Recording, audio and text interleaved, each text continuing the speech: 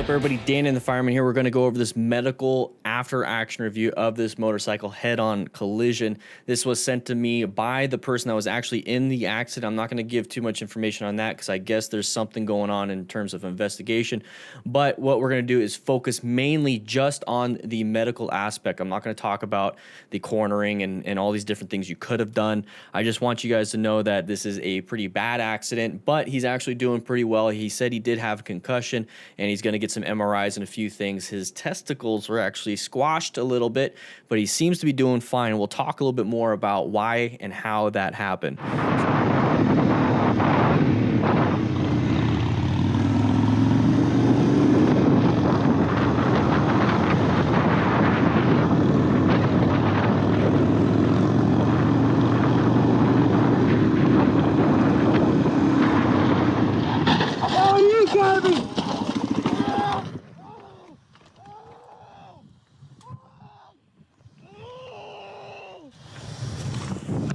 Motherfucker!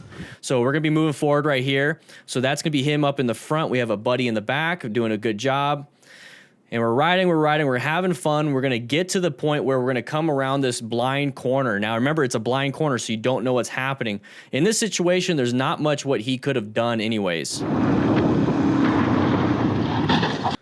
Now, the reason why I say you couldn't do much is that there's no real escape that you could do in here because it's way too quick, and it's actually just really bad. Now, right here, what happened was we started to go a little bit of panic, and we start to put our foot down, apply some brakes, but really there's not much we can do, honestly. There really isn't.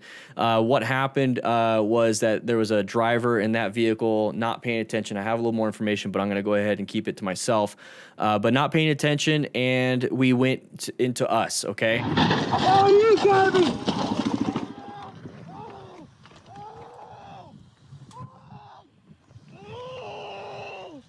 So this whole time, it's that panic. You're looking at the driver, you're looking at your friend, you're looking at the driver, you're looking at your friend. We don't know what to do. And that's that panic that we typically have in the oh crap moments we see in these medical after action reviews.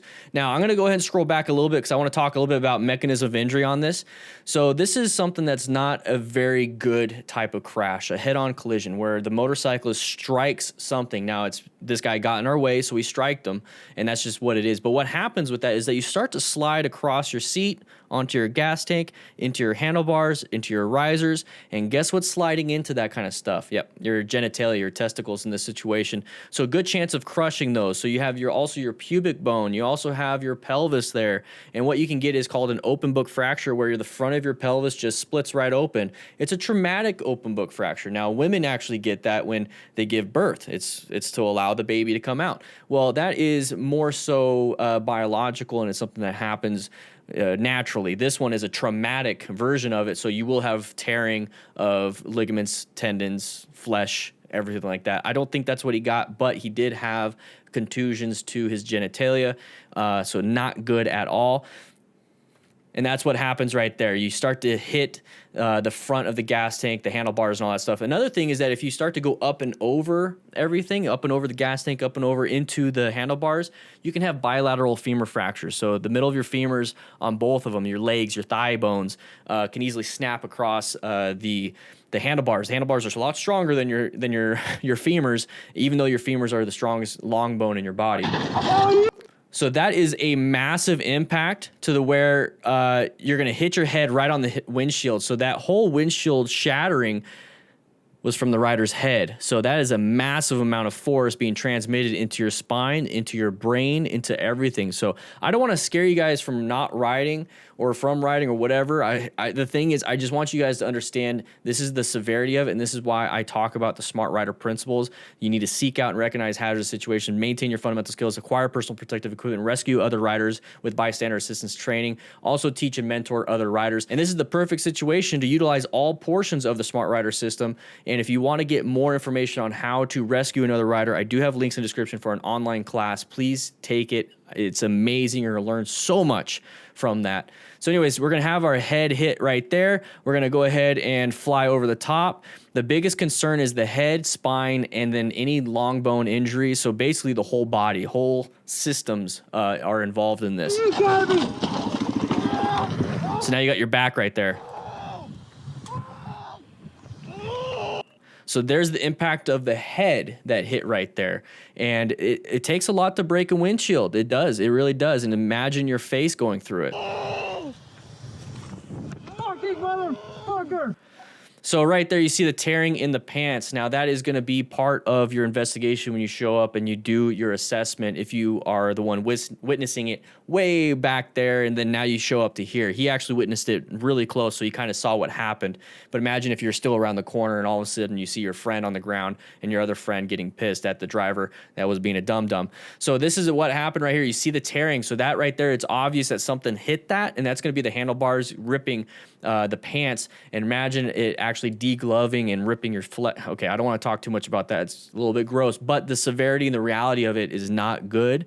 And this is why you need to wear protective gear. Not much you could do in that situation. There's no protective impact resistance for gear in that area. So the best thing you possibly could do is try to avoid the situation altogether with your situation awareness and fundamental skills.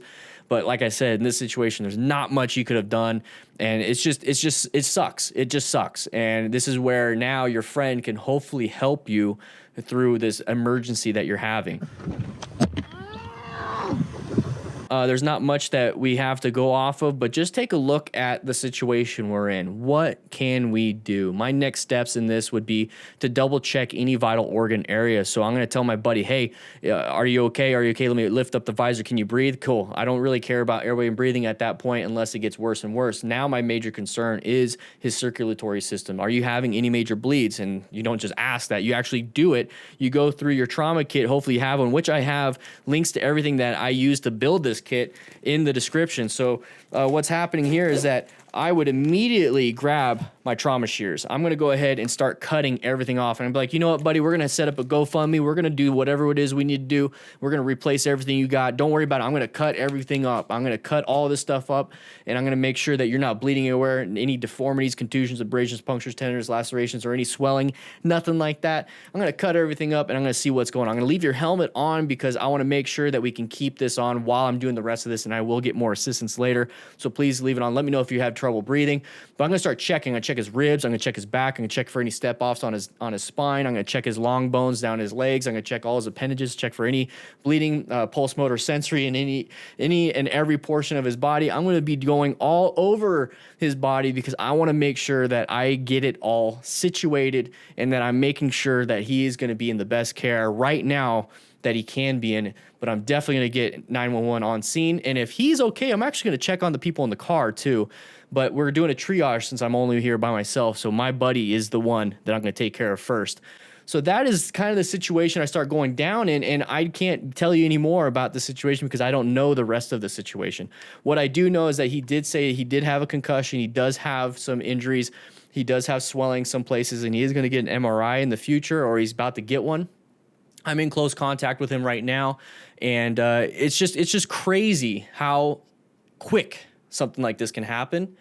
And if you don't have the training, it's going to take a long time for you to get into the situation and actually help. If you do have the training, you're going to be able to help quickly and efficiently. And the only way you can get that training is with the link in the description, watching this channel, watching my motorcycle training concepts channel, building your own trauma kit, and riding with buddies that have the training too, just in case you crash, they can take care of you. This is a reality. This is motorcycle riding. This is the unfortunate aspect of motorcycle riding. A lot of fatalities, a lot of injuries, and this needs to be discussed outside of just let's get you on a bike and get your endorsement like most training facilities talk about.